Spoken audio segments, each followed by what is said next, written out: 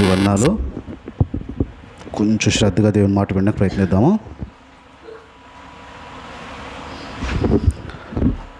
మత్తయి సువార్తలోంచి మనం వింటున్నాము 11వ అధ్యాయము 28వ మాట. మత్తయి సువార్త 11వ అధ్యాయము 28వ మాట. ప్రయాసపడి భారం మోసుకొనుచున్న సమస్త జనులారా నా యొద్దకు రండి, నేను మీకు విశ్రాంతి కలుగచేతును. రైట్, ఇక్కడ ప్రయాసపడి భారం మోస్తున్న సమస్త జనులారా నా దగ్గరికి రండి, మీకు విశ్రాంతిని ఇస్తాను అన్నాడు. ఈ పిలుపు అందరికీ ఇచ్చిన పిలుపు అనే మనం వింటున్నాము, తెలుసుకుంటున్నాము. ప్రయాసపడి భారము మోస్తూ, కష్టపడుతూ, భారాలు మోస్తూ, దుఃఖంతో ఉంటూ, కన్నీరుతో ఉంటూ, ఏ వ్యక్తి అయినా ఎవరైనా సరే నా దగ్గరికి రండి అని యేసు ప్రభువు వారు పిలుపునిస్తున్నారు. నా దగ్గరికి వస్తే నేను మీకు విశ్రాంతిని కలుగు చేస్తాను. కష్టపడిన వాళ్ళకి, దుఃఖపడిన వాళ్ళకి, భారాలు మోస్తున్న వారికి, సుఖపడిన వాళ్ళకి వెళ్ళాల్సిన అవసరం లేదు. సుఖం అన్నీ బాగానే ఉన్నాయండి, అంతా బాగానే ఉందంటే మా జీవితంకి ఏం లోటు లేదండి. దేవుడి దగ్గరికి ఎందుకు వెళ్తారు? సాధారణంగా కష్టం వచ్చినప్పుడు వెళ్తారు. దేవుడితో బాగా ఎక్కువసేపు దేవుడి దగ్గర మొర్ర ఎందుకు పెడతారు? కష్టం వచ్చినప్పుడు వెళ్తారు. సుఖం ఉన్నప్పుడు వెళ్తామా? వెళ్ళము. సుఖం ఉన్నప్పుడు దేవుడు సాధారణంగా మనుషులకు గుర్తురాడు. అన్నీ బాగున్నప్పుడు దేవుడు గుర్తురాడు. ఏదైనా బాగోకపోతే దేవుడు గుర్తుకొస్తాడు. అయితే దేవుడు మనుషులు ఆలోచించినట్టు ఆలోచించాడు. కష్టం వచ్చినప్పుడు వచ్చాడు, నష్టం వచ్చినప్పుడు వచ్చాడు, బాగున్నప్పుడు రాలేదు. ఇలా దేవుడు ఆలోచించాడు. కష్టం వచ్చినా రాకపోయినా దేవుడు మాత్రం ఆలోచన ఒకటే ఉంటుంది, ఎప్పుడు నా దగ్గర రావాలనే ప్రభువారు ఆలోచిస్తూ ఉంటారు. అయితే ఇక్కడ ప్రయాసపడి భారం మోస్తున్న సమస్త జనులారా నా దగ్గర రండి అన్నారు. ఇప్పుడు అందరూ నొప్పులతోనే వెళ్తారు, అందరు కష్టాలతోనే వెళ్తారు, ఈ మాట పట్టుకునే వెళ్తారు. మనము క్రీస్తుకి శిష్యుల్లా మారాం కాబట్టి మనము కొంచెం ప్రత్యేకత చూపించాలి. మనం వెళ్తుంది అందరిలా ఉండకూడదు. అందరూ పలానా కష్టం వచ్చినప్పుడు, పలానా నష్టం వచ్చినప్పుడు, పలానా దుఃఖం వచ్చినప్పుడు వెళ్తున్నారు కాబట్టి మన ప్రయాసపడే విషయాల్లోనే కొంచెం భిన్నంగా ఉండాలి. ఒక ఆయన వాళ్ళ ఊరు మొత్తంలో యేసు ప్రభు నమ్మిన కుటుంబం ఆ ఒక్క కుటుంబమే. వాళ్ళు మందిరంకి వెళ్తున్నప్పుడు ఆ ఊరు నుంచి ఒక 25-30 కిలోమీటర్ల దూరంలోనే చర్చ్ ఉంది. ఆ ఊరు మొత్తంలో చర్చ్ ఎక్కడ లేదు. యేసు ప్రభువు నమ్మింది ఆయన ఆ ఊరిలో మొట్టమొదటి వ్యక్తి అంటారు. చర్చికి వెళ్ళాలంటే ఒక 30 కిలోమీటర్ల దూరం వెళ్ళాలి. వాళ్ళ కూతురు పెళ్లి చేయాల్సి వచ్చినప్పుడు ఊరంతా లైటింగ్లు పెట్టించాడు. ఊరంతా ఏంటంటే నేను యేసు ప్రభువుని నమ్మానండి, యేసు ప్రభువుని నమ్మను ఎలా ఉండాలి, ఎలా చూపించాలి, ఈ దెబ్బకి, ఈ లైటింగ్కి వీడు యేసు ప్రభువుని నమ్ముకున్నానని తెలిసిపోవాలి, మన దేవుడు పేరు టాప్ లెవెల్లో అందరూ మాట్లాడుకోవాలి అంటున్నాడు. ఊరంతా లైటింగ్, ఊరంతా సౌండ్, ఊరంతా హడావిడి బోల్డ్ ఖర్చు పెట్టి చేశాడు. వాళ్ళ ఇంట్లో పెళ్ళి అయిపోయిన తర్వాత కృతజ్ఞత కూటం పెట్టించుకుంటున్నారా అని మరలా అదే పని చేశాడు. ఆ లైటింగ్లన్నీ వారం రోజులు తీసుకెళ్ళిపోయారు. మరలా అదే పెట్టించి ఒక ఘనత చూపించాలనుకుంటున్నాడు. ఏంటంటే నా దేవుడు ఇలా. ఏమైనా ఆనందపడచ్చా దేవుడు? ఒక ప్రత్యేకత ఏం చూపించాడా? ఏంటి ఆ మోసం? మరి మనకేమనిపిస్తుంది అంటే ఇలాంటి హడావిడులు చేస్తాయి, ఇలాంటి ఎక్స్ట్రా భక్తులకి దేవుడు ఏం మురిసిపోడు. ఇవన్నీ ఎక్స్ట్రా భక్తులు, ఇవన్నీ దేవుడు ఏం ఓర్పిచ్చోడా, ఎందుకురా ఇవన్నీ అని అనుకుంటాడు. దేవుడు చేయాల్సిన పద్ధతులు కొన్ని వేరే ఉంటాయి, ప్రత్యేకత చూపించాల్సిన పద్ధతి వేరే ఉంటుంది, మన ప్రయాస పడే విషయాల్లో వేరేగా ఉంటుంది. అది ఇతరులు చేసినట్టు మనం ఉండకూడదు. మన శిష్యులుగా మారాం కాబట్టి మనం ఇదే వచనం నుంచి మనం నేర్చుకుంటున్నాం. ప్రారంభ రోజుల్లో మనం నేర్చుకున్నాము, దేవుడు ఒక విషయంలో ప్రయాసపడి మనుషుల్ని దగ్గరికి రావడానికి ప్రయత్నిస్తున్నాడు. దగ్గర తెచ్చుకోవాలని ఆశ, ఆయన ఆరాధించుకోవాలని, ఆయనతో ఉండాలని, మనల్ని ఒక మంచి పొజిషన్లో పెట్టాలని ఆయన ప్రయాసపడి మనల్ని దగ్గరికి రాణిస్తున్నాడు. రెండో విషయం మనం నేర్చుకున్నాము, మనం దేవుని దగ్గరికి రావడానికి ఏం ప్రయాసపడుతున్నాం, ఎలాంటి ప్రయాసపడుతున్నాం, మనం అనుకున్న ప్రయాసాలు నిజమేనా? మన చర్చ్ దగ్గరికి రావడం, ప్రార్థన చేసుకోవడం, ఆరాధనలో, ఇవన్నీ కూడా మనం దేవునికి దగ్గర అవుతున్నాము అని అనుకుంటూ భ్రమలో ఉంటున్నాం. అవి కాదు అని నేర్చుకున్నాం ప్రయాస విషయంలో. మూడోది మనం నేర్చుకున్నాము, దేవుని ఆలోచన, మనుషుల ఆలోచన. దేవుడు ఆలోచన ఏమై ఉంది, మనుషుల ఆలోచన ఏమైంది. దేవుడేమో మన పరలోకం తీసుకెళ్లాలని ఆలోచిస్తుంటే మనం ఈ భూలోకం వైపు చూస్తూ వీటి వైపు మనం ఉండిపోతే మన ఆలోచన ఇక్కడ ఉంటుంది. దేవుని ఆలోచన వేరే, దేవుని ప్రయాస వేరే, మన ప్రయాస వేరే అయిపోతుంది. నాలుగోది మనం నేర్చుకుందాం ఈరోజు. నాతో పాటు అనండి, దేవుని స్వరం అనండి, దాని వెనకాల ఉన్న ఆలోచన. ఇక్కడ ఈ పదం ఈరోజు నేర్చుకుందాం. దేవుని మాట వెనకాల ఉన్న ఆలోచన. ఇది గమనించే ప్రయత్నం చేద్దాం. ఒక్కసారి ఆదికాండంకి వద్దాం. మనం బైబిల్లోంచి ఆదికాండము వద్దాం, 3వ అధ్యాయంకి వద్దాం. ఆదికాండంలో జరిగిన ఒక సంఘటన చూద్దాం. 3వ అధ్యాయం అందరు తీయండి. 6వ వచనం నుంచి ఒకసారి చూడండి. స్త్రీ ఆ వృక్షపు ఆహారమునకు మంచిదియు, కన్నులకు అందమైనదియు, ఆ, వివేకము ఇచ్చు రమ్యమైనదియు నుండి ఉండుట చూచినప్పుడు ఆమె దాని ఫలములలో హ్మ్. కొన్ని తీసుకుని తిని తనతో పాటు తన భర్తకు ఇచ్చెను. ఇక్కడ స్త్రీ ఆ ఫలం చూసింది, బాగుందని అంటుంది, చాలా చక్కగా ఉంది అని అనుకుని ఆమె తీసుకుంది, భర్త కూడా ఇచ్చింది. 7వ వచనం. అతనితో కూడా తినెను, హ్మ్. అతను కూడా తినెను. హ్మ్. అప్పుడు వారిద్దరు కన్నులు తెరవబడెను. అప్పుడు వారిద్దరి కళ్ళు తెరవబడ్డాయి. దేవుడు తినద్దన్న పండుని వారు తినిన తర్వాత వారి కళ్ళు తెరవబడ్డాయి. వారు దిగంబరులని గుర్తించి అంజురపాకులతో తమ పచ్చడి చేసుకున్నారు. ఇప్పుడు 8వ వచనం ఒకసారి చూడండి. చల్లపూటను చల్లపూట ఆదామును అతని భార్య ఆదాము అవ్వ తోటలో సంచరించుచున్న తోటలో సంచరించుచున్న దేవుడైన యెహోవా స్వరమును విని దేవుడైన యెహోవా స్వరం విని దేవుడైన యెహోవా ఎదుటికి రాకుండా దేవుడైన యెహోవా ఎదురుకు రాకుండా తోట చెట్ల మధ్యన దాగుకొనగా హ్మ్. దేవుడైన యెహోవా ఆదామును పిలిచి రైట్, ఇక్కడ ఆగండి. ఇప్పుడు దేవుడైన యెహోవా స్వరము విని, ఇక్కడ గమనించండి. ఆదామవ్వ తిరుగుతున్నారు, తోటలో తిరుగుతున్నారు, మొత్తం తిరుగుతున్నారు. ఈ లోపల దేవుడు వస్తున్నాడు అనే స్వరం విని దాక్కున్నారంట. ఇక్కడ చాలా శ్రద్ధగా ఆలోచించండి. స్వరం విని ఏం చేస్తాడని దేవుడు తినద్దన్న పండు తిన్నారు. ఇప్పుడు దేవుడు ఏమైనా అడిగాడా? అడగలేదు, తిట్టలేదు, కొట్టలేదు, ఏమీ చేయలేదు. కానీ స్వరం విని దాక్కున్నారు. ఈ పదాన్ని అర్థం చేసుకోవడానికి ప్రయత్నించండి. దేవుడు నడుచుకుంటూ వస్తున్నాడు అనే స్వరం విని దేవుడు ఏం చేయబోతున్నాడు అని గ్రహించి దాక్కున్నారు. మరలా చెప్తున్నాను, దేవుడు ఏం చేశాడో ఏం చేస్తానన్నాడో ఇంకేం చెప్పలే. వాళ్ళకి తినేసావు కదా, నీకు ఇప్పుడు ఈ పని చేస్తానని చెప్పలేదు. కానీ దేవుడు వస్తున్నాడు అనే విషయాన్ని స్వరం విని దేవుడు ఏమనుకుంటాడో ఏం అంటాడో గ్రహించి వాళ్ళు దాక్కున్నారు. స్వరం విని, నడక విని, శబ్దం విని, ఆ శబ్దాన్ని గ్రహించి దేవుడు ఏం చేయబోతున్నాడో అని అర్థం చేస్తున్నారు. ఈ పదాన్ని గుర్తుపెట్టుకోండి. దేవుని మాట విని ఆయన ఏమై ఉన్నాడో ఏం చేయబోతున్నాడో గ్రహించారు. ఇప్పుడు ఒకవేళ అనుకుందాం, ఒక విషయంలో నేను ఏదైనా అంటాను అని అనుకుందాం. పలానా పని చేస్తే నేను ఈ పని చేస్తానమ్మా అని చెప్తాను. మీరు ఆ పని చేశారు. నేను వచ్చి చెప్పి మీరు ఇలా చేశారు కాబట్టి అని చెప్పిన తర్వాత ఒక నిర్ణయం. మిమ్మల్ని చెయ్యొద్దన్న పని ఒక చేశారు. నేను వచ్చి చెప్పి మీరు చేశారు కాబట్టి నేను ఇది చేస్తాను అనే విషయం చెప్పిన తర్వాత కన్ఫర్మేషన్. ఇప్పుడు మీరు చేసిన తర్వాత నేను ఏమీ అనకుండా ఉంటే ఎలా గ్రహిస్తారు?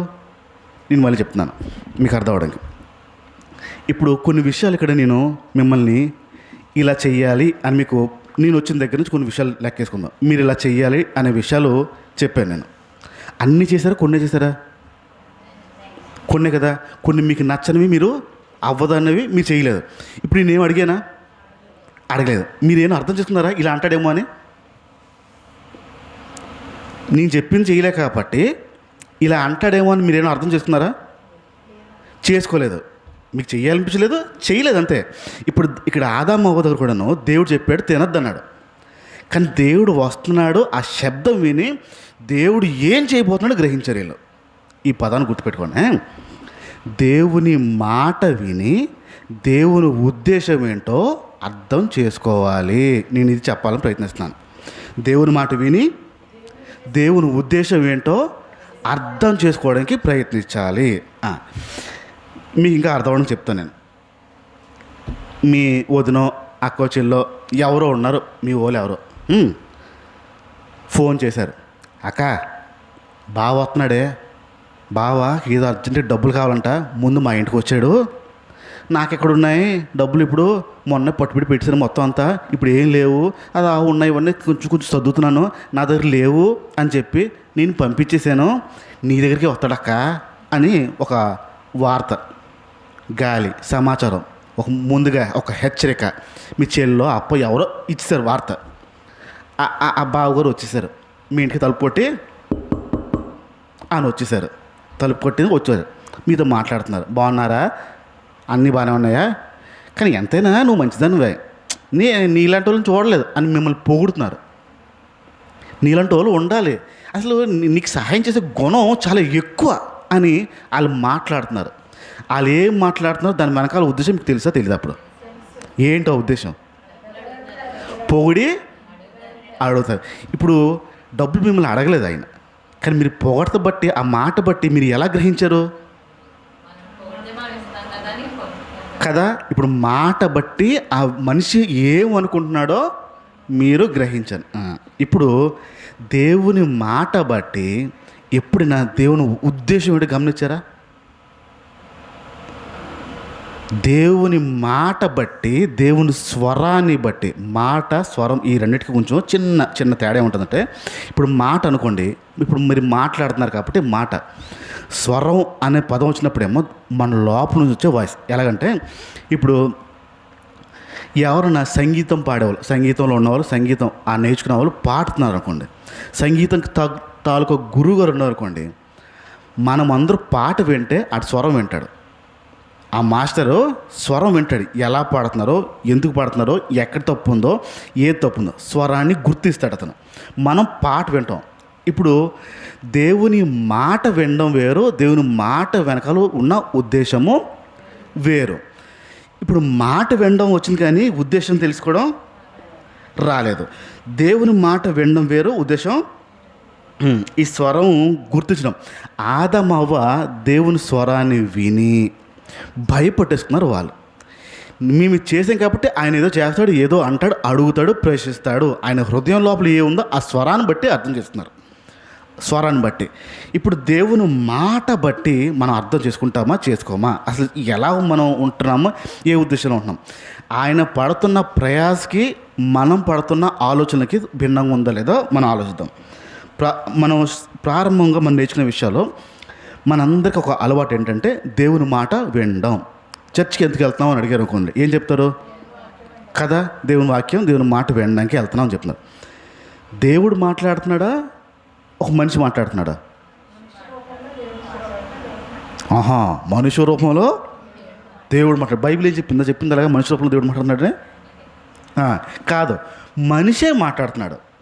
ఇప్పుడు మనిషి మాట్లాడిన తర్వాత కొన్ని ఏమైనా తప్పులు మాట్లాడారనుకోండి, మీరు ఇన్ని వెళ్ళిపోతారు లేదా? నమ్మేస్తారు, నమ్మరా? ఇలాగ తెల్ల చొక్క వేసుకుని కొన్ని సంవత్సరాల నుంచి అనుభవం ఉన్నవాడు ఎవడన్నా వచ్చి మాట్లాడితే ఏం చెప్తాడో చెప్పింది విని నమ్మి వెళ్ళిపోతారు, వెళ్ళరా? వెళ్ళిపోతారు, నమ్మేస్తారు. అంటే దేవుడు మాట్లాడినట్టు మరి దెయ్యం మాట్లాడేటప్పుడు ఇప్పుడేమో మనుషుల లోపల ఉన్న దెయ్యమా?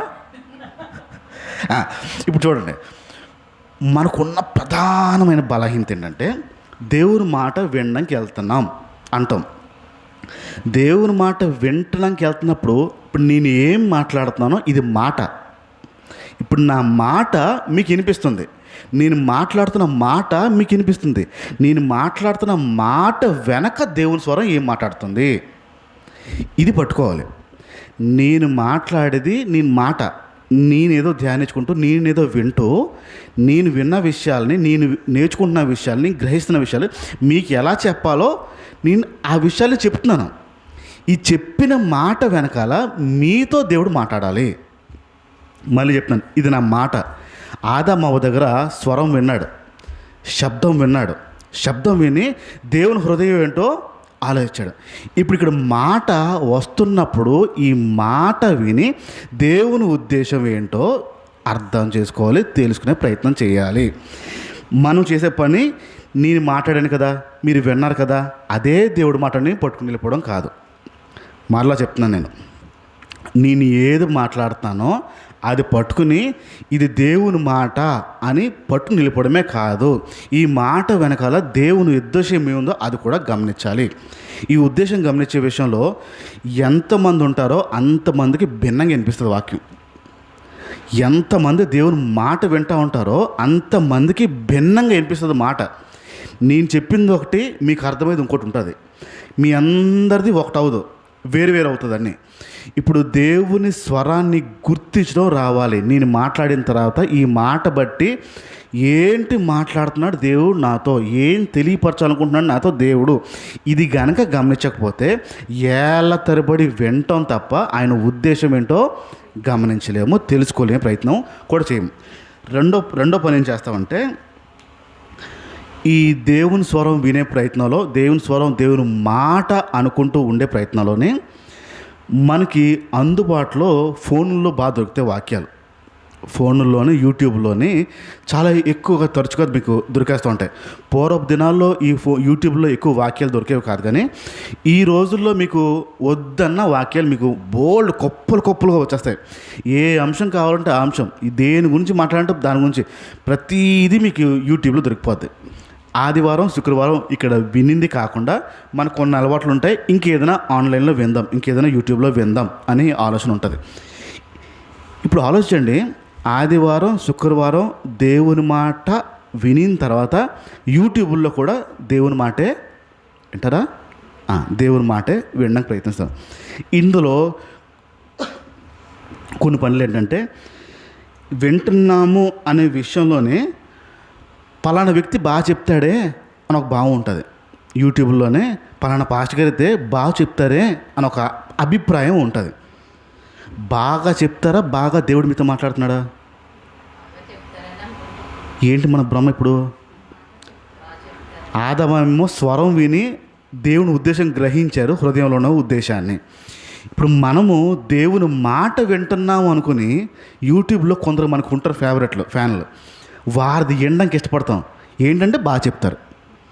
బాగా చెప్పడం ఏంటి, వినపడాల్సింది పోయి బాగా చెప్పడానికి కూడా వచ్చింది. మన భ్రమలు అలాగే ఉంటాయి.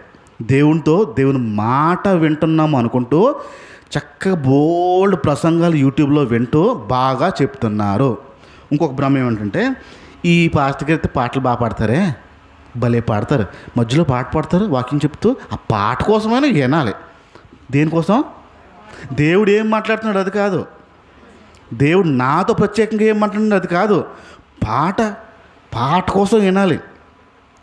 కొందరు ఉంటారు, ఇంకా కొందరు పాస్టర్లు, వాళ్ళు జోకులు తప్ప ఇంకేంటి వేయరు. వాళ్ళు మాట్లాడితే జోకులే, చక్కటి జోకులు, కడుపుబ్బా నవ్విచ్చేస్తారు. కడుపుబ్బా వాక్యం తెస్తారు, మళ్ళీ వాక్యం తీసి కడుపుబ్బా నవ్విస్తారు. అది చూసి చాలా ఆనందం అనిపిస్తుందండి. అలాంటి వాక్యాలు చక్కగా నవ్వుకోవచ్చు, చక్కగా. ఇప్పుడు మనకి చూడడానికి వినడానికి దేవుని వాక్యము బోల్డ్ ఉంది. మొదటిది, మన చర్చకు వచ్చినప్పుడు దేవుని వాక్యం వింటాం. శుక్రవారం అయినా ఆదివారం అయినా దేవుని వాక్యం వినే పరిస్థితులు. రెండోది, ఈ ఫోన్లోని యూట్యూబ్లోని ఆడియోలో వినేది. ఇప్పుడు ఆలోచిద్దాం. ఒక్కసారి నా వైపు చూసి నాకు సమాధానం చెప్పండి. ఒక సంవత్సరం పాటు చర్చికి సెలవులు ప్రకటిస్తున్నాను, నేను ఉండట్లేదు, నేను వేరే ప్రాంతంకి వెళ్ళాలి, మరలా సంవత్సరం తర్వాత వస్తాను, ఈ లోపల తలుపులు వేసేయండి. చర్చికి 1 సంవత్సరం పాటు రాను, చర్చ్ తలుపులు వేసేయండి అమ్మా, మీరు ఇంట్లో ప్రార్థన చేసుకోండి. మీ ఊర్లో ఇంటర్నెట్ కూడా లేదు. ఇప్పుడు నేను 1 సంవత్సరం పాటు లేకపోతే ఆదివారం వాక్యం ఉండదు, శుక్రవారం వాక్యం ఉండదు, మీ ఊరికి ఇంటర్నెట్ కనెక్షన్ కూడా రావట్లేదు. కొన్ని యూట్యూబ్లో విందాం అంటే ఇంటర్నెట్ కనెక్షన్ రావట్లేదు. ఇప్పుడు దేవుడు మీతో మాట్లాడతా? ఎలా మాట్లాడతాడు? ఏం ప్రార్థన చేస్తావు? ఈయనతో చెప్పు. ఇప్పుడు పాస్టర్ లేకపోతే, వాక్యం చెప్పేవాడు లేకపోతే మీకు దేవుని స్వరం ఆగిపోతే చూడండి. వాక్యం చెప్పేవాడు నేను సంవత్సరం రాకపోతే, సంవత్సరం తలుపులు వేస్తే, సంవత్సరం పాటు తలుపులు తీయకుండా ఉంటే, సంవత్సరం తర్వాత వస్తే మీకు చూడ ఆకలి వేద్దే. వాక్యం ఏం లేదు. ఎవడు నీ చెప్తేనా? వాక్యం ఏం లేదా, దేవుని స్వరం ఏం లేదా? ఏది కావాలి ఇప్పుడు? దేవుని స్వరమా, వాక్యమా? ఇప్పుడు మనకి ఏది అలవాటు అయింది? వాక్యం వింటే దేవుని మాట వినేసానని భ్రమలో ఉండి బ్రతికేస్తున్నాం. వాక్యం వెనకాల దేవుని స్వరం ఏముందో అది పట్టుకో మనం. ఆదమమ్మ స్వరం విని దేవుని ఉద్దేశం ఏంటో కనిపెట్టారు వాళ్ళు. స్వరం విని. ఇప్పుడు నేను ఇక్కడ నుంచి మాట్లాడుతున్నప్పుడు, ప్రకటిస్తున్నప్పుడు, ఇది నా మాట, నేను చెప్తున్న పద్ధతి, నేను చెబుతున్న పద్ధతి వెనకాల దేవుని స్వరం ఏంటి, ప్రత్యేకంగా మీతో ఏం మాట్లాడుతున్నాడు, ప్రత్యేకంగా ఏ విషయంలో చెప్తున్నాడు. ఈ మాట నాకు ఒకలాగా అర్థమవుతుంది, మీకు ఒకలాగా అర్థమవుతుంది, మీకు ఒకలాగా అర్థమవుతుంది, వినే వాళ్ళకి ఇంకోలా అర్థం, ఇప్పుడు బయట వినే వాళ్ళకి ఇంకోలా అర్థమవుతుంది. ప్రతి ఒక్కరితో ప్రత్యేకంగా మాట్లాడతాడు దేవుడు. ఇప్పుడు నేను ఇక్కడ చెప్పడం ఆపేస్తే దేవుడు మీతో మాట్లాడడం వినికిడి తగ్గిపోతుందంటే మీకు వాక్యం వినడం వచ్చింది, కానీ దేవుని స్వరాన్ని వినడానికి రాలేదు. వాక్యం వినడం వేరు, దేవుని స్వరాన్ని గుర్తించడం వేరు.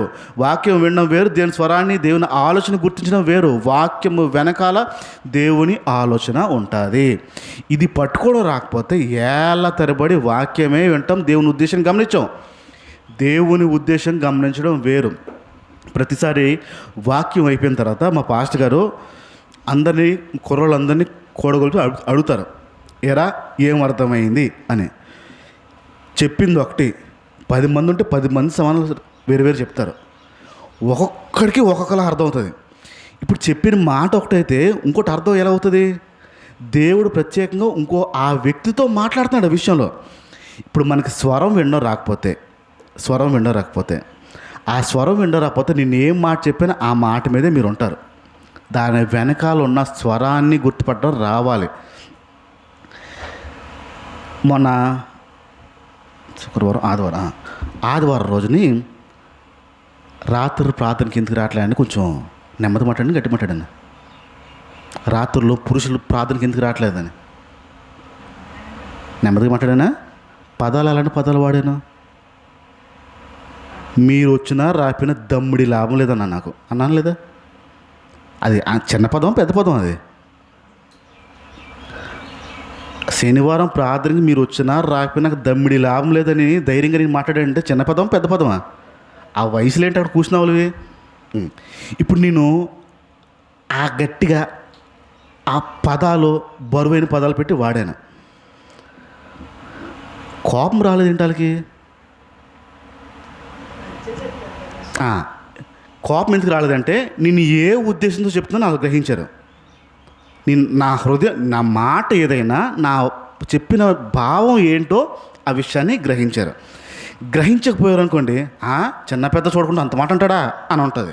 ఇప్పుడు నా మాట, నా వెనకాల నా ఆలోచన. ఇప్పుడు దేవుని మాట వెనకాల ఉన్న ఆయన ఉద్దేశమా? ఏది పట్టుకుని వెళ్తున్నావు రోజు మనం?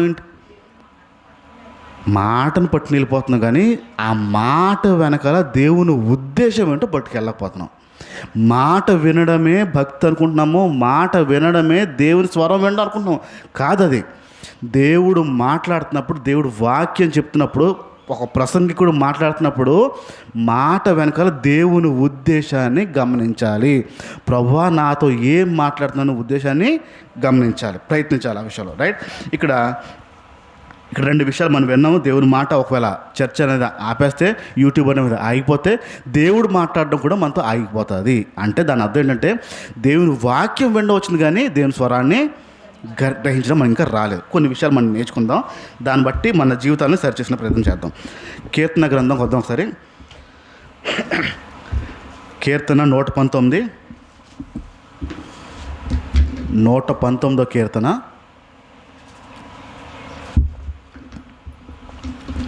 105వ మాట. 119, 105. నీ వాక్యము నా పాదములకి దీపము,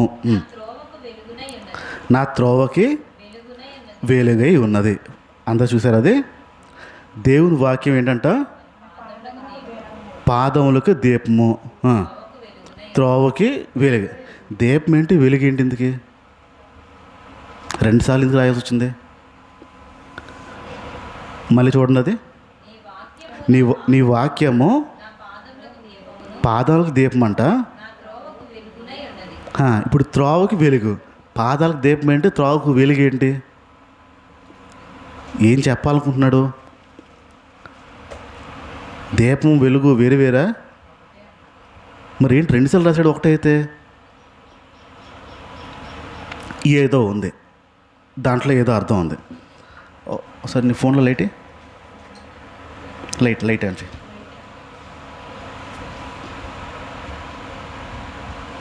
ఇలాగిచ్చి.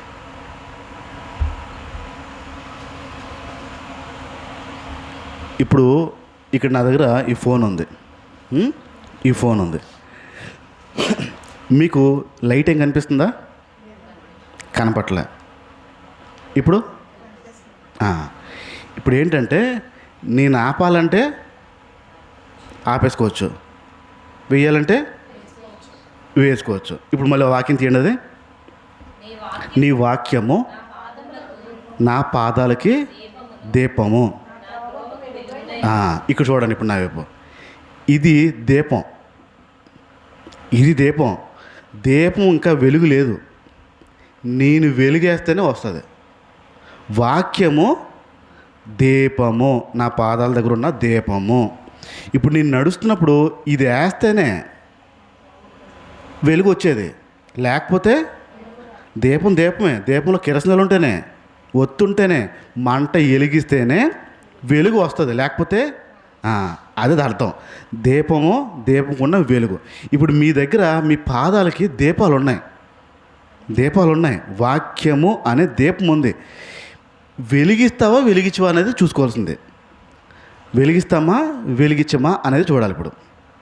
ఇప్పుడు దేవుని వాక్యము దీపంతో పోలుస్తూ త్రోవకి వెలుగై ఉంది.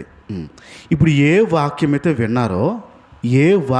విన్నారో ఆ విన్న వాక్యము మిమ్మల్ని త్రోవలోంచి నడిపించలేదా?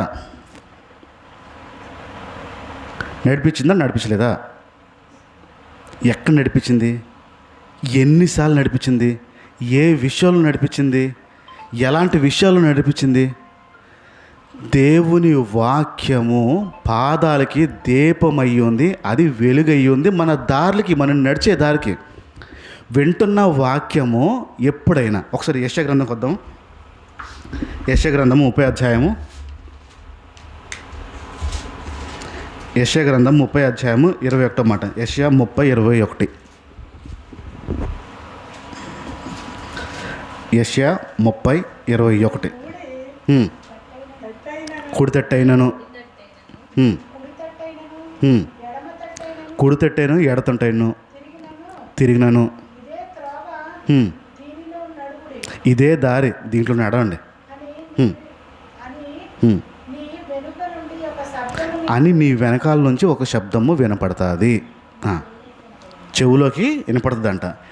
కుడితట్టు తిరగాలో ఎడంతోటి తిరగాలో అనే స్వరము మీ చెవులో వినపడుతుంది. ఇప్పుడు దేవుని వాక్యం వినిసిన తర్వాత ఎప్పుడైనా ఈ స్వరాన్ని విన్నారా? దేవుని వాక్యము వినిసిన తర్వాత ఎప్పుడైనా ఈ స్వరాన్ని విన్నారా? అటు తిరగాల ఇటు తిరగాల, ఇటు వెళ్ళాలా వెళ్ళొద్దా, వెళ్ళొచ్చా వెళ్ళకూడదా, నా పాదములకు దీపమయ్యి ఉంది, నా త్రోవలకి వెలుగయ్యి ఉంది. దేవుని వాక్యము ఎప్పుడైనా మిమ్మల్ని ఇలాగ హెచ్చరికలోకి తీసుకెళ్ళిందా? దేవుని మాట విన్న తర్వాత ఆ మాట వెనకాల దేవుడి హెచ్చరిక ఎప్పుడైనా వచ్చిందా? వెళ్ళొద్దు, చెయ్యొద్దు, ఉండొద్దు, కూర్చోద్దు, అనొద్దు, చెయ్యొద్దు వచ్చిందా? బాగా కోపం వచ్చినప్పుడు దేవుని వాక్యం విన్నారా? వినలేదు? కోపం గురించి విన్నారు. దేవుని వాక్యం కోపము అనే శబ్దం, ఆ కోపము అనే పదం గురించి చాలా విన్నారు. ఇప్పుడు చెవులో ఆ మాట వినిపిస్తుందా? నోర్మై అనద్దు. వాక్యం వెనకాల ఉద్దేశం ఏమవుతుందా? దీపం ఏమినట్టు కప్పి నేను నడవలసిన దారిలో నడిచి కావలసిన దారిలో లైట్ వేస్తాను. ఇప్పుడు దేవుని వాక్యం వినడం వస్తే, దేవుని స్వరాన్ని గుర్తించడం వస్తే, దేవుని ఉద్దేశం కూడా గుర్తించడం రావాలి. ఇప్పుడు దేవుని ఉద్దేశం గుర్తించడం వచ్చినప్పుడు ఏం చేయాలో ఏం చేయకూడదో మీకు తెలుస్తుంది. తెలియట్లేదంటే దేవుని మాట విన్నారు కానీ దాని వెనకాల స్వరం గుర్తించలేకపోయారు. దేవుని మాట విన్నాం కానీ దాని వెనకాల ఉద్దేశం గమనించలేకపోతున్నాం. దేవుని మాట వినడం వేరు, దాని వెనకాల ఉన్న ఉద్దేశాన్ని గుర్తించడం వేరు. ఉద్దేశాన్ని గుర్తిస్తే ఎటెళ్ళాలో ఎటెళ్ళకూడదు, ఏమనాలో ఏమనకూడదు, ఏం చూడాలో ఏం చూడకూడదు ఖచ్చితమైన స్వరం వినేస్తారు.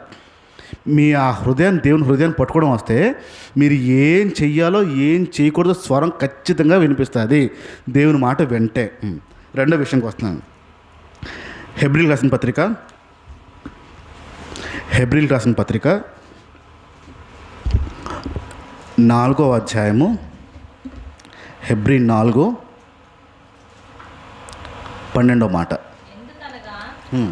దేవుని వాక్యము సజీవమై ఎందుకంటే దేవుని వాక్యము సజీవము, బలము గలదై చాలా బలమైనది, రెండంచులు గల ఎటువంటి ఖడ్గము కంటెను వాడి రెండంచెల కట్టకము, రెండంచెల కత్తి, రెండంచెల చాకు ఇలాంటి ప్రాణాత్మలను ప్రాణము ఆత్మను కీళ్ళను మూలుగును విభజించినంత మట్టుకు దూరుచు హ్మ్. హృదయం యొక్క తలంపులను హ్మ్. ఆలోచనలను శోధించుచు ఉన్నది. హ్మ్. మరియు హ్మ్. ఆయన దృష్టికి కనబడని సృష్టము ఏదియు చాలు, రైట్. ఇప్పుడు దేవుని వాక్యం దేంతో పోల్చబడింది? రెండంచులు గలగా కటకంతో. అది ఎక్కడెక్కడికి వెళ్తుందంట? ఆ కటకం ప్రాణాత్మలను ప్రాణము ఆత్మను కీళ్ళని మూలుగుల్ని విభజించినంత మట్టుకు దూరుచు విభజించంటే చీర్చేస్తుంది అని అర్థం, చీర్చుతుంది అని అర్థం. దేవుని వాక్యాన్ని ఒక కటకంతో పోల్చాడు. ఆ కటకం ఎక్కడెక్కడికి వెళ్తుందో కూడా వివరంగా చెప్పాడు ఆ విషయంలో. ప్రాణము ఆత్మ కీళ్ళు మూలు మొత్తం. చెయ్యి తెగింది ఎప్పుడైనా కోస్తున్నప్పుడు ఒకేసారి జుబ్ అంటది, కట్ అవగానే అంటావా? భయలే తెగింది అంటావా? బాగుంటుందా బాగోదా? నొప్పి వస్తుందా? చెయ్యి తెగితే నొప్పి వస్తుంది. ఏదైనా కూర్చున్నా నొప్పి వస్తుంది. కొన్నిసార్లు చూడండి, చిన్న ముళ్ళు దూరిపోతాయి. చెక్కలు పనిచేసినప్పుడు వేలుల్లో చిన్న ముళ్ళు దూరిపోద్ది. ఆ చిన్నదే ఉంటుంది కానీ ఎంత ఇబ్బంది పెట్టద్దో. ఏమ్మా పినిసి ఉంటే చూడు, నా కళ్ళు కనపట్లేదు, నువ్వు తీ అని చెప్పి 10 మందితో తీస్తే కానీ అది రాదు. అది ఎప్పుడు వస్తుందో తెలియదు. అది ఎంతో ఇబ్బంది పెడతా చిన్న ముళ్ళు. ఇప్పుడు శరీరం లోపల దూరిన చిన్న ముళ్ళు మనిషిని కింద మీద చేసేస్తుంది. దేవుని మాట ఎప్పుడైనా అంత నొప్పి కలిగించిందా? ఎన్నాక ఏంటంటే అన్నాడు అక్కడ. ఎక్కడెక్కడ వెళ్తున్నాడు కటకం? రెండంచులు అంటే ఒక సైడ్ కదా, 2 సైడ్ తెగిపోద్ది అని అర్థం. ప్రాణాన్ని అంట, ప్రాణాన్ని గుచ్చేస్తుంది. అది 2 వైపు కోసుకుంటూ వెళ్ళిపోద్ది. కీళ్ళనంట, మూలుగునంట. వేరు చేసినంత, ఎంత వేరు చేయాలో అంత వేరు చేసేస్తుంది దేవుని వాక్యం. మరి మనకు నొప్పి కలిగట్లేదు ఏంటి? నాకు అర్థం అవట్లే. నొప్పి కలిగించేదంటే వాక్యం, సుఖం ఎలా కలుగుతుంది మరి? దేవుని ఉద్దేశం ఏమో, దేవుని మాట ఏమో నొప్పి కలిగించాలని ఆశ. మన లోపలికి ఆ దేవుని మాట దింపి వీళ్ళని దుఃఖపెట్టి వీళ్ళని సరి చేయాలని ఆశ. మరి ఏ బాధ కలగట్లేదే, అంత గట్టి గొంతు చించేస్తుందా, ఏ నొప్పి రావట్లేదే, ఏ ఫీలింగ్ రావట్లేదే, ఏంటి మరి? ఆ మాట, దేవుని మాట వింటున్నప్పుడు నొప్పి కలగట్లేదంటే, ఇప్పుడు చూడండి, నేనే కనుక మాట్లాడుతూ ఒక ఉపమానం చెప్తూ కొంచెం బాధాకరమైన ఉపమానం చెప్పాను అనుకోండి. తల్లి చనిపోయింది, పిల్లలు చనిపోయారు, ఆ పిల్లలు ఒకడే ఉన్నాడు, అనాథ అయిపోయాడు అని బాధాకరంగా స్టోరీ రూపంలో చెప్పానుకో, అందరి కళ్ళకి నీళ్ళు వచ్చేది చూడు, అందరూ ఏడిసేస్తారు చూడండి. పాపం పాపం పాపం పాపం. ఈ ఏడుపా, నొప్పా? దాన్ని నొప్పి అంటారా? దేవుని వాక్యం విన్నప్పుడు నొప్పి రావాలి. నొప్పి కలగట్లే అంటే సమస్య ఎక్కడ ఉంది? ఇంకా దాని ఉద్దేశం మనం పట్టుకోలేకపోయాం. దేవుని వాక్యం వింటున్నప్పుడు ఖచ్చితమైన నొప్పి రావాలి లోపల. ఏంటి మాట అలా ఉంది, నేనేంటి ఇలా చేస్తున్నాను, దేవుని మాట ఇలా ఉంది, ఇలా ఉండలేకపోతున్నానే, నొప్పి రావట్లే అంటే మందం అయిపోయిందని అర్థం. తోలు మందం అంటారు కదా, తోలు మందం అయిపోయి ఆ వాక్యం ఖడ్గం కూడా పనిచేయని పరిస్థితిలో ఉంది మన పరిస్థితి. దేవుడు మాట వినడం వేరు, ఆయన స్వరాన్ని ఉద్దేశాన్ని గుర్తించడం వేరు. ప్రతి ఒక్కరితో ప్రత్యేకంగా మాట్లాడాలని ఆశపడతాడు. ఆ స్వరాన్ని గుర్తించకపోతే ఎన్నాళ్ళైనా దేవుని వాక్యం విన్నానో వచ్చానో వెళ్ళిపోయిననే భావంలోనే బ్రతుకుతాము. 3వ విషయం చెప్తున్నాను. మత్తయి సువార్త కొద్దాం సరే. మత్తయి సువార్త 4వ అధ్యాయము 4వ మాట. అందుకు ఆయన మనిషి రొట్టె వల్ల కాదు, అంటే తినే ఆహారాన్ని బట్టి కాదు, దేవుడి నోటి నుంచి మాట బట్టి బ్రతుకుతాడు. తినే ఆహారాన్ని బట్టి కాదు కానీ ఏ మాట అయితే దేవుడి నోటి నుంచి వస్తుందో ఆ మాట బట్టే మనిషి బ్రతుకుతాడు అని స్పష్టంగా చెప్తున్న విషయాలు. దేవుని మాట గురించి ఆకలి ఎప్పుడైనా అనిపించిందా? ఆకలి, శరీరానికి ఆకలి అనిపించిందా? ఈరోజు ఉపవాసం ఉన్నారా ఉండలేదా? ఒకసారి చేతులెట్టని చూస్తాను ఎంతమంది ఉన్నారో. వయసు అయిపోయిన వాళ్ళేమో ఉంటున్నారు, వయసు అవన వాళ్ళేమో ఇప్పుడు ఉపవాసం ఉంటున్నారు కదా. ఉపవాసం ఉన్న తర్వాత ఆకలి అనిపిస్తుంది కదా కాసేపు తర్వాత. ఇప్పుడు అనిపించకపోయినా కాసేపు తర్వాత ఆకలి అనిపిస్తుంది కదా. ఆకలి, ఆ ఆకలి, ఆ నొప్పి ఏంటో మనకు తెలుసు ఎలా ఉంటుందో. ఆకలి అనేది ఎలా ఉందో మనకు తెలుసు. దేవుని మాట కోసం ఆ ఆకలి ఉందా ఎప్పుడైనా? దేవుని స్వరం కోసం ఆకలి ఎప్పుడైనా ఉందా? దేవుని స్వరాన్ని నేను గ్రహించాలన్న ఆకలి ఉందా ఎప్పుడైనా? చిన్నపిల్లవాడు, పుట్టిన పిల్లవాడు ఎప్పుడైనా పక్కన తల్లి లేకపోతే కయ్యని గోలెట్టేస్తారు. వాళ్ళ అమ్మ వచ్చి పక్కన పట్టుకుంటే తప్ప కామ్ అవ్వడు. అది కావాలి ఆడికి, ఆడ ఆకలి అదే. ఇప్పుడు దేవుని స్వరం వినడానికి అంత ఆకలి ఎప్పుడైనా అనిపించిందా? అంత. ఒక వారం చర్చికి రాకపోతే, ఒక వారం చర్చిలో వినపోతే, ఒక వారం వినకపోతే, పోయిన వారం వినలేదే నేను అన్న ఆకలి అనిపిస్తుందా? ఏమీ ఉండదు చూడండి, మనకి ప్రశాంతంగా వెళ్ళిపోద్ది జీవితం. ఒక వారం వాక్యం వినపోయినా పెద్ద నష్టం మనకి ఏమనిపించదు. ఆకలి ఎందుకు అనిపించట్లేదు అంటారు? కారణం ఏదో ఉంది. దేవుని స్వరాన్ని గుర్తుపడితే దేవుడు మాట్లాడకపోతే ఉండలేం.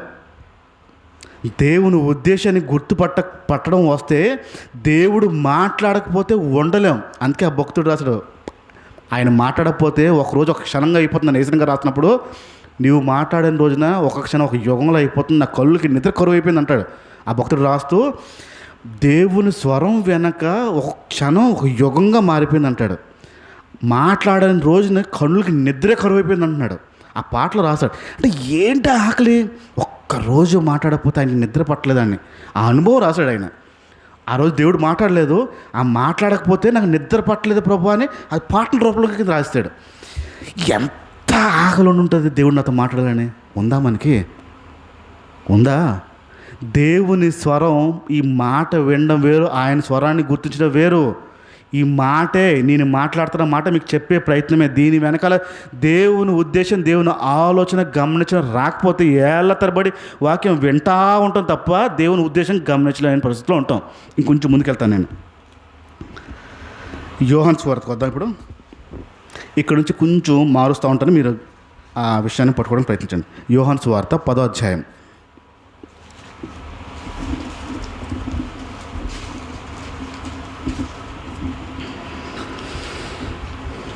యోహాను సువార్తలో 10వ అధ్యాయము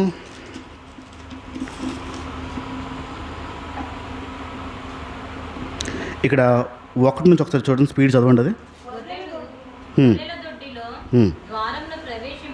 గొర్రెల దొడ్డిలో ద్వారంను ప్రవేశింపక వేరొక మార్గంలో ఎక్కువాడు దొంగయు దోచుకునివాడునై ఉన్నాడు. ద్వారంను ప్రవేశించువాడు గొర్రెల కాపరి, అతనికి ద్వారపాలకుడు తలుపు తీయును. గొర్రెలు అతని స్వరము వినును. అతడు తన సొంత గొర్రెలను పేరు పెట్టి పిలిచి వాటిని వెలుపలికి నడిపి. రైట్. ఇక్కడ ఒక ఉపమానం ఆయన చెప్పుకుంటూ వస్తున్నాడు. ఉపమానం చెప్పేసిన తర్వాత 5 వరకు ఉపమానం చెప్తాడు. 6వ వచనం ఒకసారి చూడండి. ఈ సాదృశ్యము, ఉపమానము యేసు ప్రభు వారితో చెప్తున్నారు, కానీ ఆయన తమతో చెప్పిన సంగతులు ఎట్టివో వారు గ్రహించుకోలేదు. ఏం చెప్తున్నాడో గ్రహించలేదు అన్నాడు. ఆలోచండి. యేసు ప్రభు ఒక ఉపమానాన్ని చెప్పాడు శిష్యుల దగ్గర, ప్రజలకి అంతా చెప్తున్నాడు విషయాన్ని. యేసు ప్రభు ఏం చెప్తున్నాడు? మళ్ళీ చదవండి 6వ వచనం. చెప్పారు కానీ ఏంటి చెప్తున్నారో గ్రహించలేకపోతుందంట. ఆయనకు అర్థం అవట్లేదంట. ఎవరు చెప్తున్నారా మాట? ఉపమానం ఎవరు చెప్పాడు? యేసు ప్రభు చెప్తేనే అర్థం అవట్లేదంట జనానికి. అంటే ఎంత అలాగైపోయి ఉంటుందో ఆలోచండి. యేసు ప్రభు అంత వివరంగా ఉపమాన రూపంలో చెప్తుంటేనే ఆ విషయాన్ని అర్థం అవ్వట్లేదంట. ఇప్పుడు దేవుని వాక్యము అర్థం అవ్వడం వేరు, ఆ మాట వెనకాల ఆలోచన వేరు. ఇప్పుడు దేవుడు ఏం చెప్తున్నాడో ఆ ఉద్దేశాలు ఎవరికి గ్రహించలేకపోతున్నారు. అక్కడ ఇక్కడ వింటున్న మనకు కూడాను కొన్ని సంవత్సరాలు వింటాం, కొన్ని నెలలు వింటాం, కొన్ని వాక్యాలు వింటాం, కానీ ఎన్ని వినినా దాని వెనకాల ఉన్న అర్థాన్ని మనం పట్టుకోలేకపోతాం చాలాసార్లు. ఇక్కడ శిష్యులు కూడా అదే పని, మనుషులు కూడా అదే పని. ఏదైతే చెప్తున్నాడో ఆ విషయాన్ని అర్థం చేసుకోలేకపోతాడు. ఇంకొక క్వశ్చన్ చూద్దాం. మత్తయి సువార్తకు వద్దాం ఒకసారి. మత్తయి సువార్త 16వ అధ్యాయము. మత్తయి సువార్త 16వ అధ్యాయము 22 నుంచి 28 చూద్దాం ఒకసారి. పేతురు ఆయన చేయి పట్టుకొని, ప్రభువా, అది నీకు దూరమగును గాక, అది నీకెన్నడూ కలుగదని ఆయనను గద్దింపసాగాను. దాని ముందేం జరిగిందో వస్తుంది చదవండి ఇప్పుడు. అప్పటి నుండి తాను యెరూషలేమునకు వెళ్ళి పెద్దల చేతను, ప్రధాన యాజకుల చేతను, శాస్త్రుల చేతను అనేక హింసలు పొంది చంపబడి 3వ దినమున లేచుట అగత్యమని యేసు తన శిష్యులకు తెలియజేశాడు. యేసు ప్రభు చెప్తున్నాడు, ఇదిగో నన్ను ఈ ఊరి పెద్దలందరూ చంపేస్తారు, ఈ ఊరి మనుషులందరూ చంపుతారు, అందరు నన్ను సిలువ ఎక్కిపోతున్నారు, వేసేస్తున్న తర్వాత నేను మరలా 3 రోజులు తిరిగి లెగుస్తాను అనే విషయాన్ని యేసు ప్రభు స్వయంగా శిష్యుల దగ్గర మాట్లాడుతున్నాడు. శిష్యులు మాట్లాడుతున్నప్పుడు ఈ పేతురు గారు ఏం చేశారు? మళ్ళీ పేతురు ఆయన చేయి పట్టుకుని ప్రభువా, అది నీకు దూరమగును గాక, అది నీకెన్నడూ కలుగదని ఆయనను గద్దింపసాగాడు. యేసు ప్రభు ఏం చెప్తున్నాడు? ఈయనేం చెప్తున్నాడు? యేసు ప్రభు ఏమో మరణానికి అప్పచెప్పబడతారు అని యేసు ప్రభు చెప్తున్నారు. చనిపోయి నేను 3 రోజులు లెగుస్తానని యేసు ప్రభు చెప్తున్నాడు. పేతురు ఏమంటున్నాడు? జరగకూడదు అంటున్నాడు పేతురు. అంటే పేతురికి అర్థమైంది, అర్థం లేదా? యేసు ప్రభుతో పాటే కదా తిరిగాడు, యేసు ప్రభుతో పాటే ఉన్నాడు కదా, బోధన్ని విన్నాడు కదా, అయినా అర్థం అవ్వడం ఏంటి అంటే దేవుని మాట, దేవుని ఉద్దేశం కొన్నిసార్లు మనకు అర్థం అవ్వదు. అర్థం అవని పరిస్థితిలో మనం ఉంటాం. ఒక టైం వచ్చినప్పటికి పేతురికి అర్థమైపోయింది ఏంటో, ఒక టైం వచ్చినప్పటికీ పేతురు గారికి అర్థమైంది ఆ విషయం. ఇప్పుడు పేతురికి దేవుని ఉద్దేశం అర్థం అవలే. మాట అంటున్నాడు యేసు ప్రభు, ఇదిగో నన్ను చంపుతున్నారు అని ఒక మాట అంటున్నాడు. ఆ మాట వెనక ఉద్దేశం పట్టుకున్నాడు పేతురు? పట్టుకోలేకపోయాడు. ఇప్పుడు నేను ఇక్కడ మాట్లాడుతున్నాను, ఈ మాట వెనకాల ఉద్దేశం పట్టున్నారు ఎప్పుడైనా నేను మాట్లాడింది కాకుండా మీకు కొత్తగా వినపడిందా? నేను మాట్లాడుతున్న మాటల్లోంచే మీకేమైనా కొత్తగా వినపడిందా? వినపడదు. ఎందుకు తెలుసా? నేనేం చెప్తానో అదే దేవుని మాట మీ దృష్టిలో, నేను ఏం వాగుతానో అదే దేవుని మాట మీ దృష్టిలో. ఇంకా ఇంకొక కోణం, ఇంకొక అడుగు ముందుకేద్దాం ఆలోచన మనకు ఉండదు. నేనేం మాట్లాడుతున్నా దాని వెనకాల ప్రభు స్వరం ఏంటో మీ పట్ల అది పట్టుకోకపోతే ఎన్ని సంవత్సరాలు నేనేం మాట్లాడానో అదే దేవుడు మాకే అవుతుంది. మీకు దేవుని స్వరం వేరు, నేను మాట్లాడే స్వరం వేరు. నా స్వరం వెనకాల దేవుని ఉద్దేశం దాక్కుంటుంది ప్రత్యేకంగా ప్రతి మనిషికి. అది పట్టుకోకపోతే ఎంటామే తప్ప దాని ఉద్దేశాన్ని గ్రహించలేం. ఉద్దేశాన్ని గ్రహించడం రావాలి. ఏం మాట్లాడుతున్నానో దాని వెనకాల భావం పట్టుకోవడం రావాలి. ఇంకొంచెం ముందుకెళ్దాం. యోబు గ్రంథం వద్దాం ఇప్పుడు. యోబు గ్రంథము 33వ అధ్యాయంకి వద్దాం.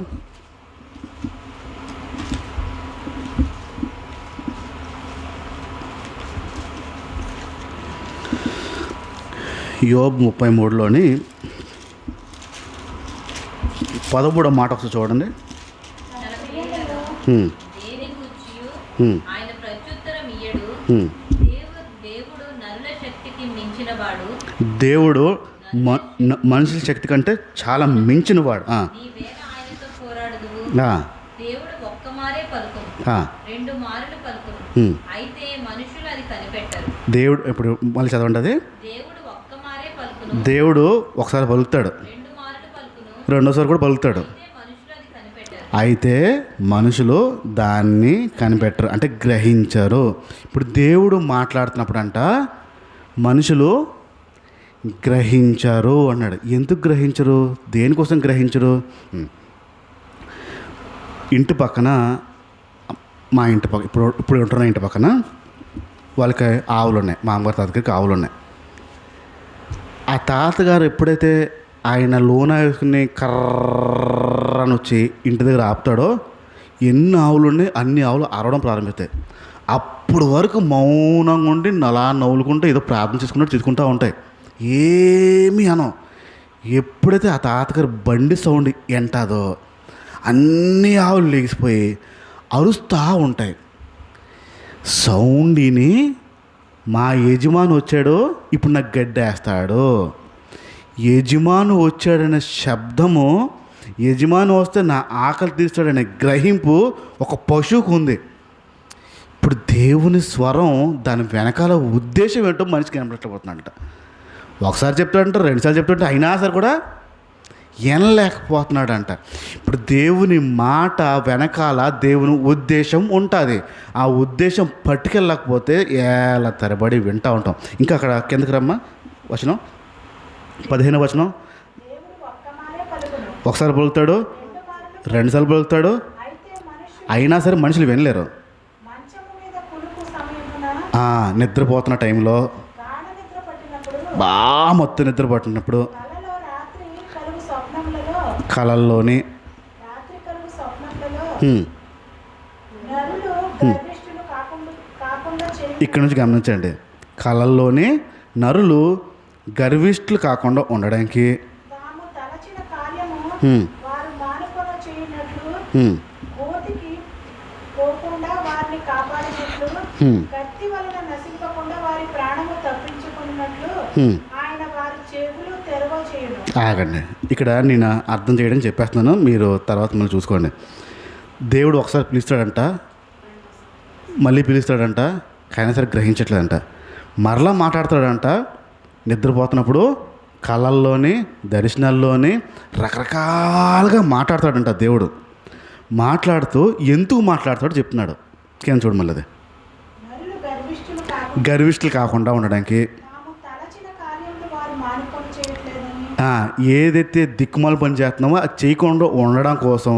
కోతికి పోకుండా వారిని కాపాడాలి. గోత్ అంటే పాపకి ఊళ్ళో పడిపోకుండా సావకుండా ఉండడానికి, కాటికి వెళ్ళకుండా ఉండడానికి. గోయి అంటే కప్పెడతారు కదా చచ్చిన తర్వాత, ఆ గోతి సావకుండా ఉండడానికి, కత్తి వల్ల నశింపకుండా కత్తి వల్ల నశించిపోకుండా ఉండడానికి, ప్రాణము తప్పించున్నట్లు మన ప్రాణం తప్పించడం కోసం ఆయన మాట్లాడుతూ ఉంటాడు.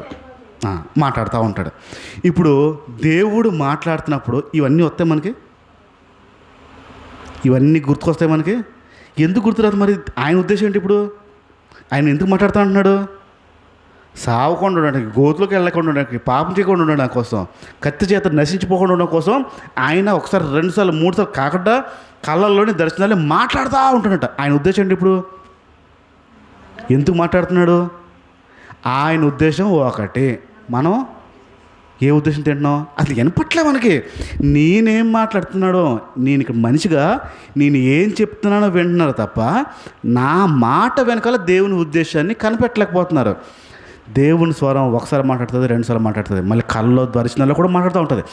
ఈ స్వరాన్ని, ఉద్దేశాన్ని వినకపోతే నేను మాట్లాడిందే మీరు పట్టుకెళ్తారు.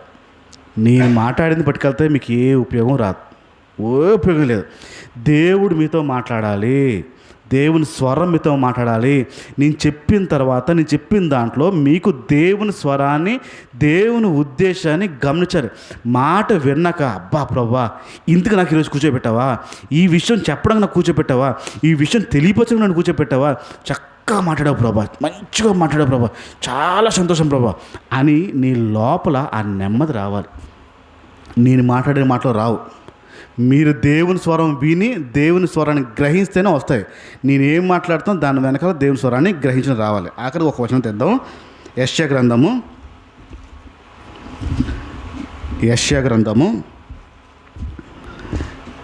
55వ అధ్యాయము. యెషయా గ్రంథము 55వ అధ్యాయము. అందరు తీయండి. 11వ మాట ఒకసారి చూడండి. నిష్ఫలముగా హ్మ్. నా యొద్దకు మరలక హ్మ్. అది నాకు అనుకూలమైన దాన్ని నెరవేర్చును. హ్మ్. నేను పంపిన కార్యములు సఫలము చేయును. హ్మ్. మీరు సంతోషంగా బయలువెళ్ళుదురు. రైట్. ఇక్కడ మీకు అంటే తెలుగు పై వచనం ఒకసారి చూడండి. అలాగే నా నోట నుండి వచ్చి అలాగే నా నోటి నుంచి వచ్చిన మాట. మళ్ళీ చదవండి. హ్మ్. అలాగే నా నోట నుండి వచ్చి వచనమును హ్మ్. నిష్ఫలముగా నా యొద్దకు మరలక హ్మ్. అది నాకు అనుకూలమైన దాన్ని నెరవేర్చును. హ్మ్. నేను పంపిన కార్యములు సఫలము చేయును. హ్మ్. మీరు సంతోషంగా బయలువెళ్ళుదురు. రైట్. ఇక్కడ నేను చెప్తాను, వినడానికి ప్రయత్నించండి.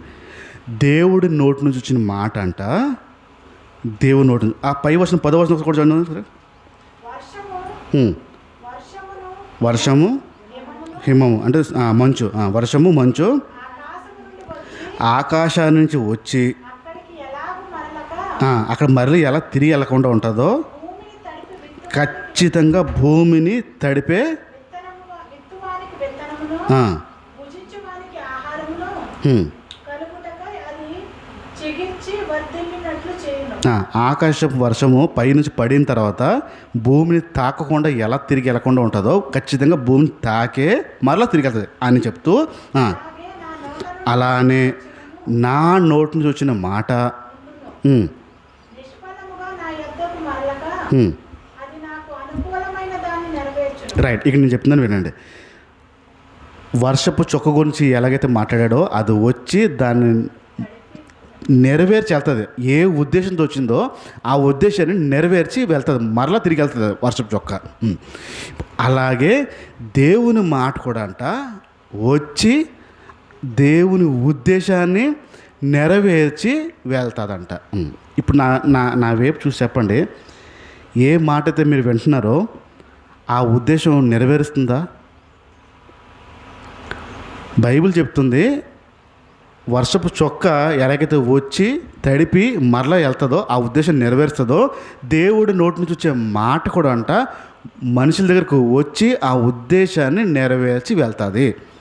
ఇప్పుడు ఉద్దేశం నెరవేర్చింది అనుకోవచ్చా? ఉద్దేశం నెరవేర్చింది అనుకోవచ్చా? నెరవేర్చిందా? అసలు ఉద్దేశం తెలిసిందా? అసలు చెప్పండి. అది తెలిస్తే కదా నెరవేర్తలేదు తెలిసేది. దేవుని ఉద్దేశమే మనకు తెలీదు. ఆ మాట ఎందుకు వచ్చిందో ఉద్దేశమే మనకు తెలియదు. ఆ ఉద్దేశం తెలిసినప్పుడే కదా నెరవేర్చిందో లేదో తెలిసేది. దేవుడు ఎందుకు మాట్లాడుతున్నాడో ఉద్దేశం తెలియాలి. ఇప్పుడు నేను మాట్లాడుతున్న మాట వెనకాల దేవుని స్వరం ఏమైందో, దేవుని ఉద్దేశం ఏమైందో, నాతో ఎందుకు మాట్లాడుతున్నాడో, ఎందుకు ఈరోజు కూర్చోపెట్టాడో, ఎందుకు వినేలా చేశాడో అనే ఉద్దేశం మనకు తెలిసినప్పుడే దేవుని మాటకి ఒక ఫలితం ఉంది, ఫలం ఉంది. ఇప్పుడు ఆ ఉద్దేశం తెలియకుండా ఎంతకాలం విన్నా నిష్ప్రయోజనము. ఎంత పెద్ద ప్రసంగికుడు మాట్లాడినా మీరు వింటే, ఆ ప్రసంగికుడి మాట వింటే నిష్ప్రయోజనము.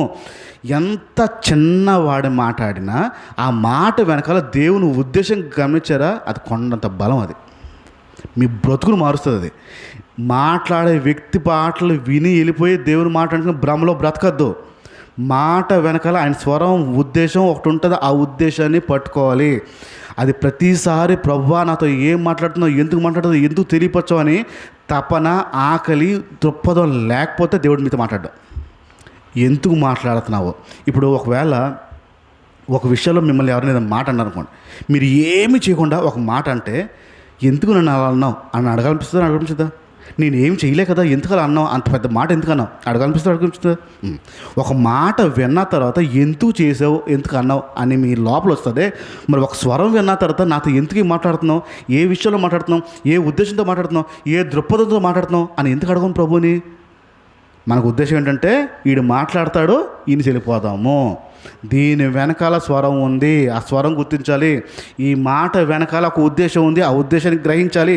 అది పట్టుకోకపోతే మాత్రం ఎన్ని సంవత్సరాలైనా మీరు దేవుని ఉద్దేశాన్ని నెరవేర్చరు, మీ వల్ల అవ్వదు. అది ఈ మాట ఎవరైతే గ్రహిస్తారో, వింటారో, ఆ శబ్దాన్ని పట్టుకుంటారో, నాతో ఎందుకు దేవుడు మాట్లాడాడని గ్రహిస్తారో, దీనివల్ల మాట్లాడాడని గ్రహిస్తారో, ఇందువల్ల నాకు దర్శనం వచ్చింది, కళ వచ్చిందని గ్రహిస్తారో, దేవుని ఉద్దేశాన్ని ఆ విషయాన్ని పట్టుకుంటారు. లేకపోతే ఎన్ని సంవత్సరాలైనా వాక్యం విని దేవుడు నాతో మాట్లాడాడు అనే భ్రమలోనే బ్రతుకుతాం, దేవుని ఉద్దేశాన్ని గ్రహించాము. ఆదమ్మ దగ్గర దేవుడు నడుచుకుంటూ వస్తేనే ఆ శబ్దం విని దేవుని ఉద్దేశాన్ని వాళ్ళు గ్రహించారు. ఇప్పుడు ఇలా అవుతుంది మాకని ఎన్ని సంవత్సరాల నుంచి వింటున్నాం మనం. మాటను కాదు, మాట వెనకాల ఉన్న ఉద్దేశం. అది పట్టుకోకపోతే ప్రయోజనం ఉండదు. దేవుని మాట మన జీవితంలో పని చేయాలంటే దాని వెనకాల ఉద్దేశాన్ని గ్రహించడం రావాలి. అలా మనం ప్రయత్నిద్దాం. కళ్ళు మూసుకుందాం, ప్రార్థన చేద్దాం.